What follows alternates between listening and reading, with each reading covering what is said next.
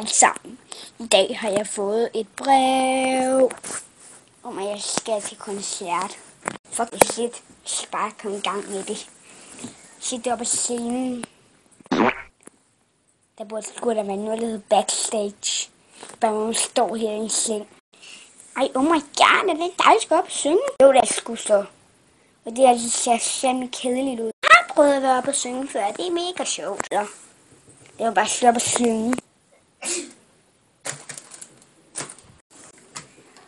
Okay, fucking tossehoveder. I skal begynde nu. Faktisk har jeg aldrig været til en koncert før. Du kan godt, publikum hæpper også på dig. Ja. Hvor mange flere sådan koncerter. Nå, nu skal jeg fandme i gang med det her. Der var engang en salgsås, her. Du kan godt lide, du var så ud til at være så lidt syg. Han er virkelig god til at synge. Og så sige, at det ikke kan røre sig. Jeg fast om op.